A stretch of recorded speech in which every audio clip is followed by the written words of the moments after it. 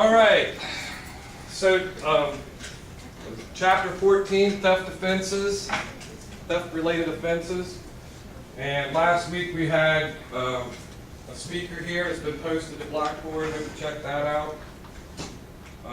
Any comments about the speaker before we go on with the lecture? Anybody have any comments? Not when the camera's on, right? Theft-related offenses, crimes involving theft can include burglary, embezzlement, identity theft, motor vehicle theft, all of which are addressed in this chapter. Burglary is a property crime involving the taking of items with the intent on keeping the items that do not belong to them from unoccupied homes or businesses. Lack of violence toward people is a key element in the burglary and is what differentiates this offense from robbery. A burglary can quickly turn into a robbery, though. Right? In addition to standard investigative police protocols, methods of tracing stolen property are employed because often the items are stole because of their monetary value. Where do you think we find these items a lot? Dun dun dun dun dun dun dun. Huh? Pawn shop! Right?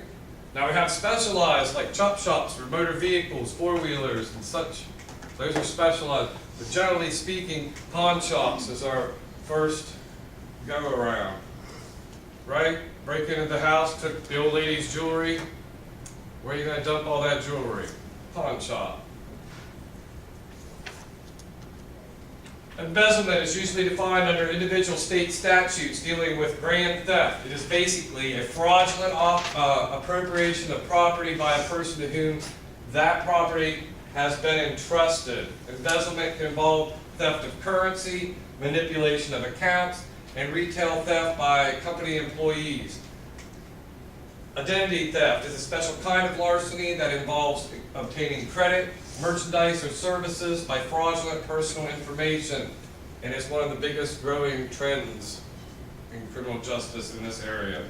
It has become a federal crime since 1998 with the passage of the Identity Theft and Assumption Deterrence Act.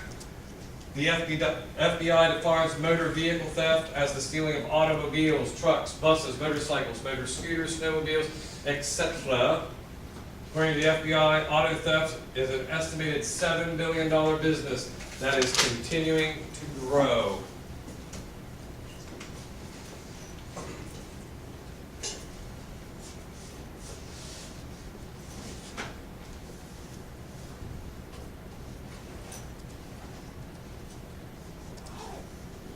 Push my clicker word. Burglary is a property crime with a concern for financial gain in which the offender does not want interaction with the victim. The goal is to steal and usually sell stolen items, usually opportunity crimes and not carefully planned.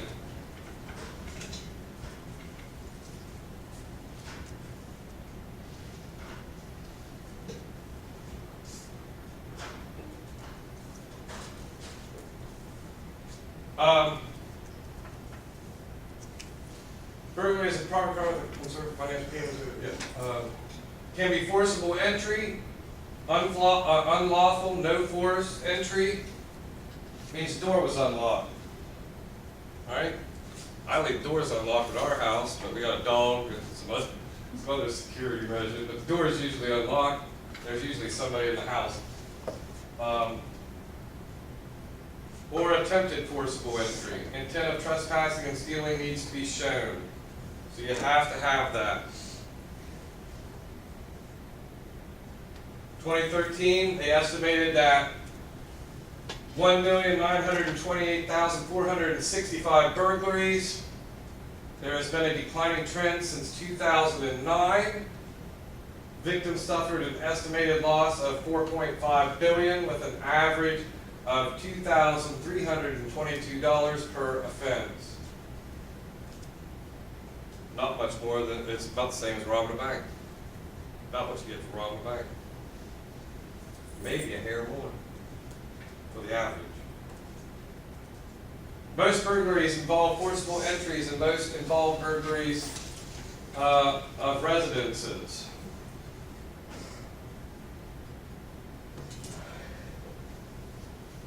the reason it's burglary is because the perpetrator seeks to avoid direct contact with people during the commission of the crime. Robbery is used to confront the victim and therefore is a crime against a person. But burglaries go bad, quickly become robberies.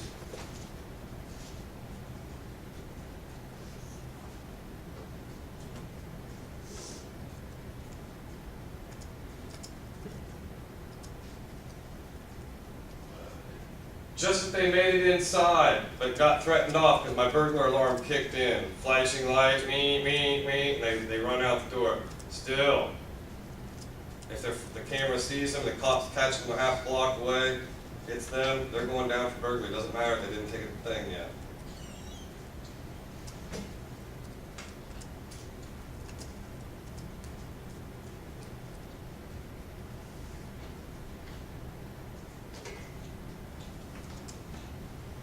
Looks like salesperson, utility worker. Look for clues and structures that are vacant.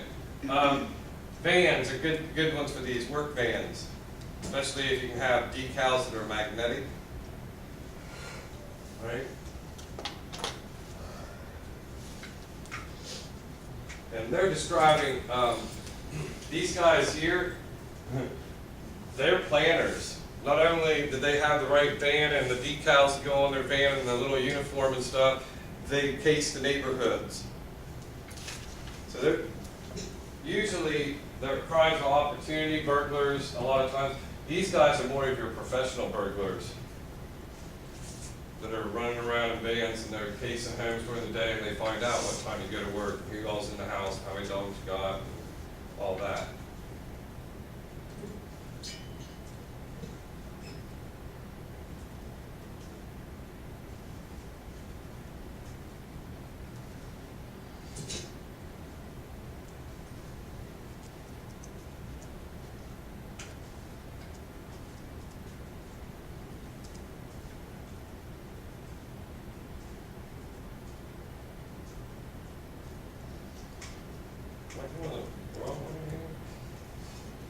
Yeah. High income areas are more suitable because you're going to get more.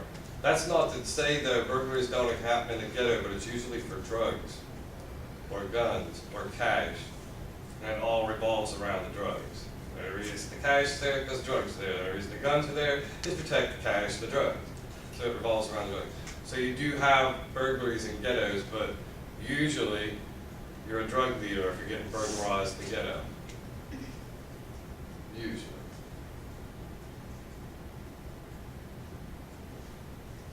Rates are highest in August, lowest in February.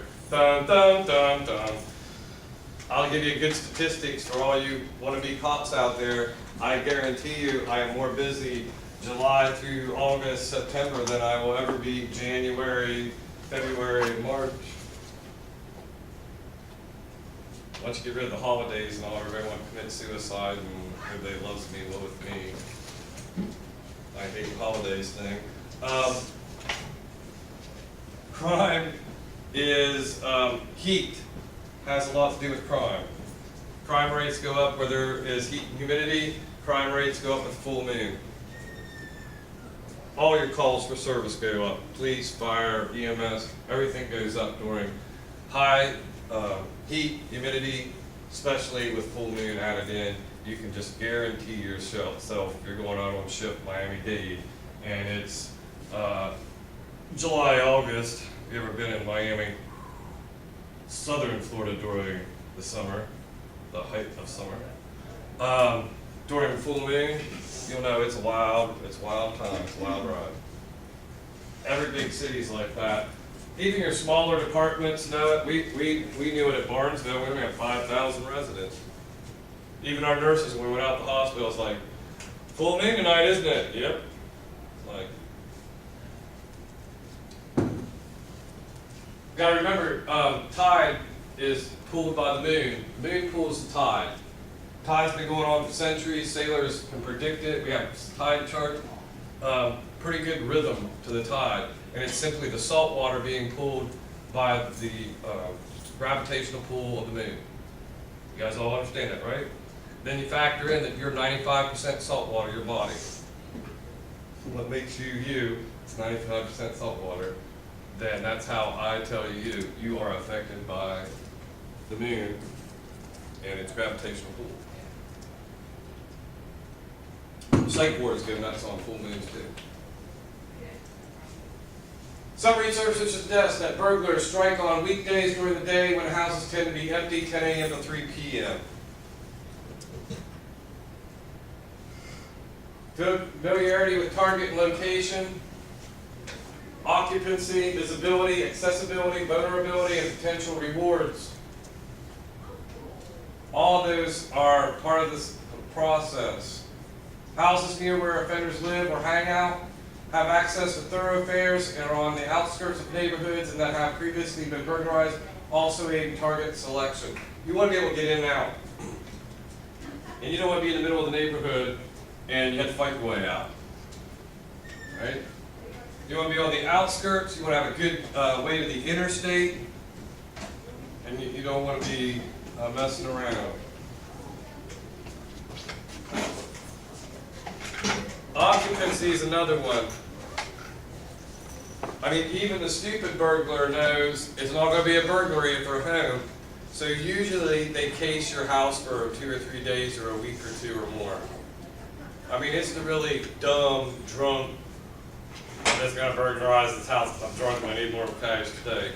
I mean, that happens, but most of your burglars that do this with frequency are going to case your home. They're going to know when you come and go. They are going to know the exit routes from getting away from your house, where the cops are probably going to come from, which direction, all that good stuff.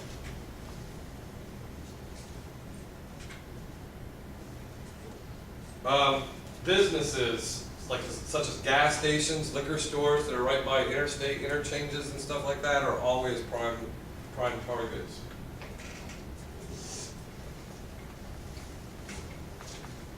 If you're successful, you might come back to the same area. They do quite often because they know that area. They've cased it.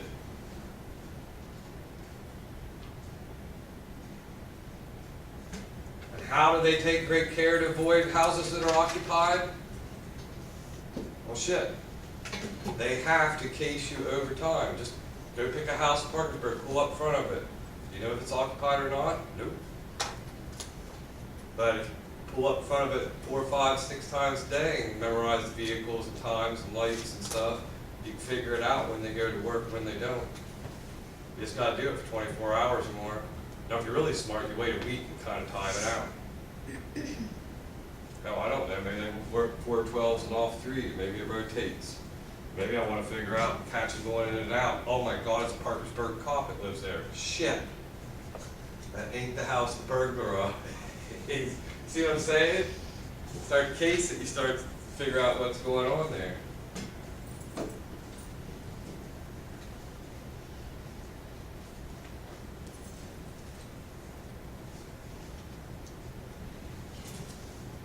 Short-term residents.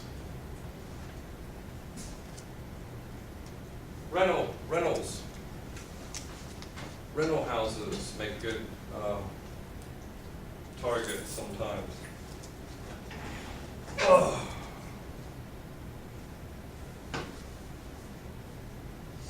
Houses without dogs also increase chances of burglary. Now it's funny to me because I grew up on a farm, I grew up with dogs, I grew up with damn roosters chasing me around. So that doesn't intimidate me, but when I would go to like the beach in Maryland and stuff, and I would stop in Baltimore or whatever, and they have fairs, and I get out with my dog and walk him on a leash, right? Black lab. Oh, he'd part a crowd, and he'd let anybody pet him. He would, if I brought him in this classroom, I can guarantee you he would not bite anybody, not a licker or a jumper, but he'd come over and sniff all of you. Maybe stand and look at you, puppy eyes. You know? But they're terrified of him. Terrified of my dog. Terrified. Especially minority populations. are terrified of dogs. I did not realize that. Because I have a picture of minority population with pit bulls. Everybody, all of that pit bull. That's not the case. Most minority neighborhoods, they have pit bulls. Usually somehow they're connected to drug dealing, and everybody, the reason they have the pit bulls is to scare off all the other minority people in the neighborhood from breaking into their house because they're got lots of cash because they're drug dealers. I did not realize that.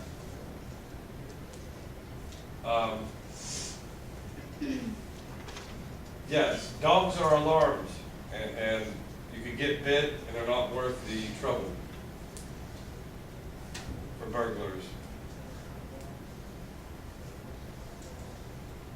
Jesus.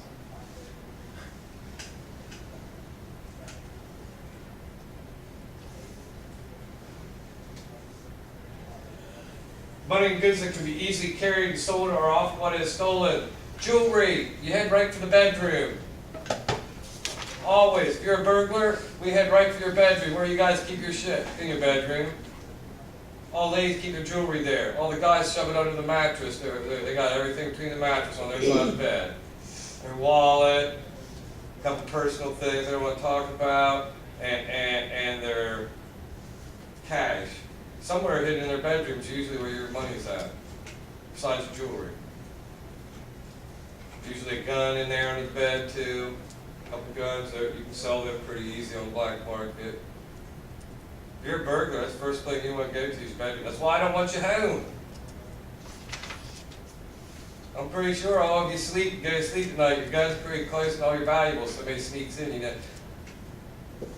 All burglars know that. Just about everybody puts their valuables in the bedroom somewhere and hides it. I only got a ransack one room. Ain't out in the kitchen. Or Aunt Sally when she comes over to help me make goose dinner from go find all my stuff. It's in the bedroom.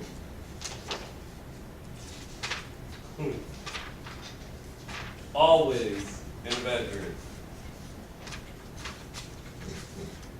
Stolen property is almost immediately disposed of through selling it, through a fence, through pawn shops, taxi drivers, small store owners, or professional fences. Most are forced entries through windows or doors using simple tools. You want to know what kills me?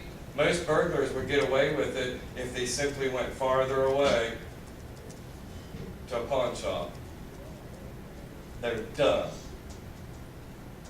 If you burglarize a place in Barnesville, you know where all the drug addicts go? They either go to Wheeling Pawn Shop or the Cambridge Pawn Shop. They can't get no damn farther than that. They act like the damn world drops off. You know, it's flat. After Cambridge, there ain't no world out there. After Wheeling, there ain't no world out there. It's all far they can drop. Because they got a beat up car, they probably got a suspended license, and their car is a piece of shit. They can't make it any farther. But if they simply went to Pittsburgh, there ain't no Barnesville cop going to find their shit in the pawn shop in Pittsburgh. And we'll find it in Wheeling, so we know all the dumbasses go there. It's either there or Cambridge. They're stupid.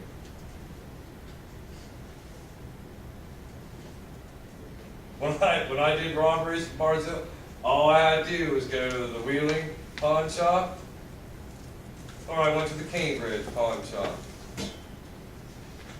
Now, you could say, well, the ones that got away from me must have went farther. They probably did. I didn't have the resources and time to start getting farther than that. But I guarantee you I wouldn't have come down here to Parkersburg, and they would have definitely got away with it if they just drove down here. I wouldn't have found shit.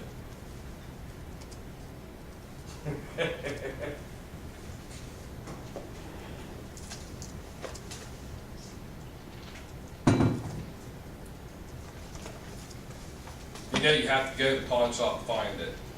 You can call and put a sheet out to the pawn shop. They ain't gonna call you and tell you, oh, we got that shit. Sometimes they will. If it's a gun, it's used in a murder, they know, well, that's gonna get me in big trouble because sooner or later they pass through this pawn shop. But dumb stuff like jewelry and shit, if it's in there, they ain't gonna call you. If it's got a serial number, it's gonna be tracked back to them later. Like a gun, they got in the pawn shop. Oh yeah, they'll call you. We got this gun down here. You got all that sheet you sent out. If it's jewelry, gold, diamonds and stuff, they ain't calling you. They don't get reimbursed for that. I come in here and I'm like, hey, I stolen shit, give me that out of the cabinet, blah, blah, blah. They get their money back out of that. There is no incentive for me to fax over a sheet to that pawn shop and tell them, because unless it's got a serial number, all that jewelry and shit, they don't know, what are you talking about? I have to go eyeball and find it and be like, yep, she has a picture for her insurance, she had a book or whatever, that's that. Yes, sir, don't you sell that. I'll get a warrant. Here, just we'll get on the phone. I'll be seizing that. They're out money, they ain't gonna call and tell you that. Unless it's a gun or something with a serial number that's gonna come back to them later, the pawn shop has no incentive to call you and say, hey, we got that fax you guys sent over here.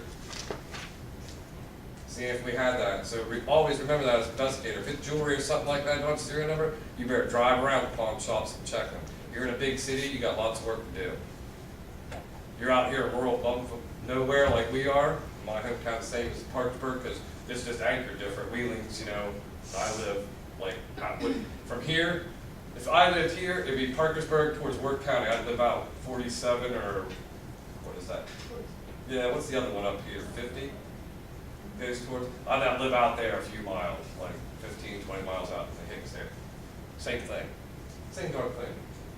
You only have a few pawn shops around here, it makes it great.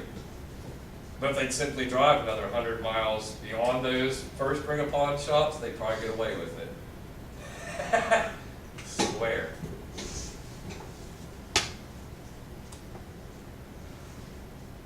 Most are forced entries through windows or doors using simple tools.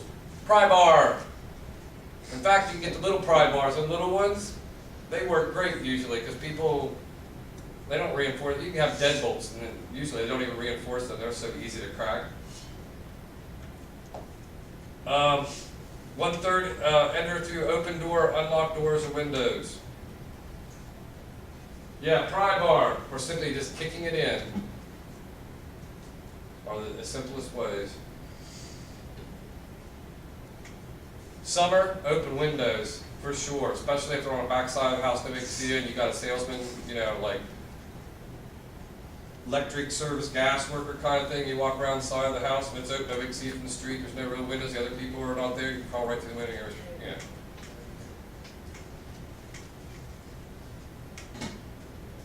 Stores lose as much to burglars as they do to shoplifters. Retail burglaries are break-ins at stores to steal money or goods. First episode or two of Flint Town had a burglary in a hardware store to sell. It was like so they got the safe. They pulled the whole safe out. Commercial and retail burglaries haven't been studied to a great extent. Small businesses play an important role in urban regeneration. Amateur burglars travel wide areas to search for the best opportunities for stealing. They resort to more personal contact with victims that can pose a threat to communities. And they can also be juveniles.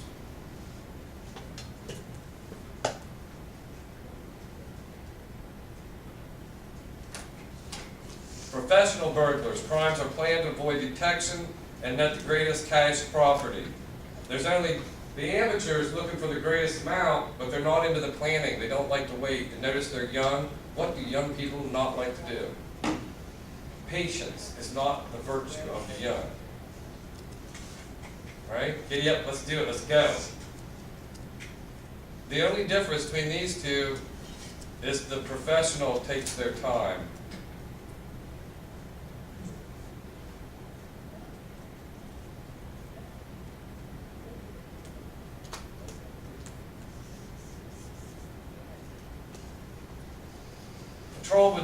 Preliminary investigation. Patrol divisions usually respond first, and they need to determine if the crime is still in progress.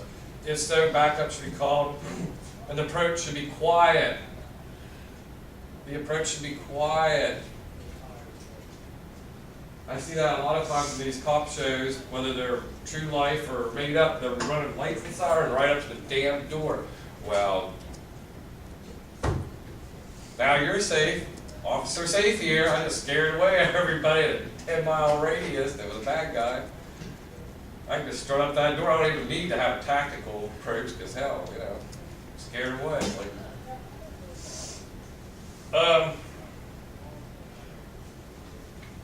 Always watch for suspects leaving, and once backup arrives, officers will be placed at all exit points. It isn't a bad idea when you're rolling onto a scene, if you're in a block or two, to run license plates as they go by you and you're rolling to the scene if you can. I was so, all officers are pretty good at running signal. It's like signal 7, X-Ride, Zebra, Nora, 5438, run that PC, hold it for me for later.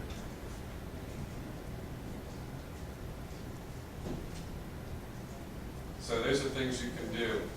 That's when if you are a supervisor, and I was at Wood County, I'd probably tell my car that's out with a plate reader to head that way and go around all the parking areas and stuff and roll around that. Don't come to the scene and help. Drive around the scene. Come right to the scene, drive past it, and then make circles going out from the scene. You see, because I'm recording a record of all the cars that's around there that day. We get a suspect later down the road, I was never there, blah, blah, blah. Your car was, or better yet, he says, no, it wasn't, and we find out his girlfriend's car was that he borrowed that day. Ha, ha. Right?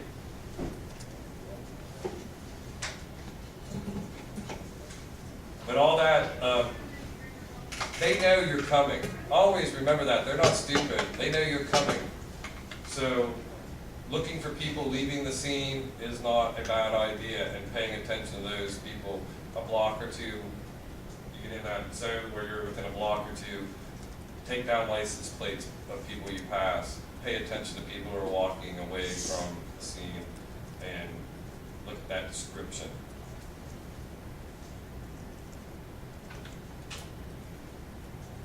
Open doors or windows or broken glass are obvious signs. Parked cars, especially if someone is sitting in them as a lookout getaway driver. Debris all over the house, ransacked. Most burglars are convicted on circumstantial evidence. Physical evidence is therefore critical. Forensic evidence such as broken glass, tool marks, fingerprints, connecting them to the scene. If you're a burglar, your fingerprints, and you're in somebody's house, you don't even know them, you're going to go to jail.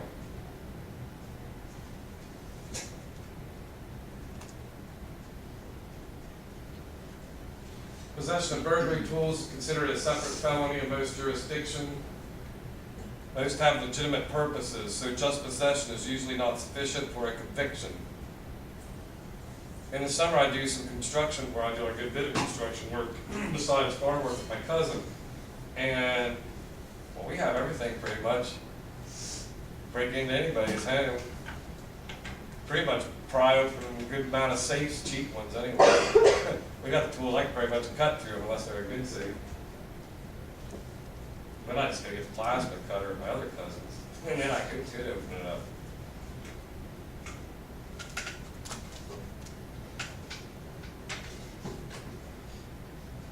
Offense is the person who buys and sells stolen property with criminal intent. Can be a professional to highly unorganized. Trunk full of stolen merchandise, or owner of a pawn shop. Usually when I dealt with these guys, it was in stolen. When I was doing it, I did a lot of stolen three-wheeler, four-wheeler parts, motorcycle, dirt bike. And it was young redneck guys. Getting stolen bikes, cutting them apart, putting them back together, Frankenstein them, stuff like that. It was kind of hard to figure that stuff out. Forensically, I had to use informants to find out who was doing that. Because they always lived in a hollow that was way down yonder and behind 3 trees and over the hill and around the creek. But anyway, in the beginning, we didn't have serial numbers all over the bikes, over the four-wheelers. If they did, they just had it in one place. Now, a lot of your four-wheelers, I'm so old, I say three-wheelers, trikes. Now they're plastered all over the place just like they are on a car. So if you tear the bike apart and build a new bike, I can still catch it. That was a lot of redneck boys around home were making good money that way.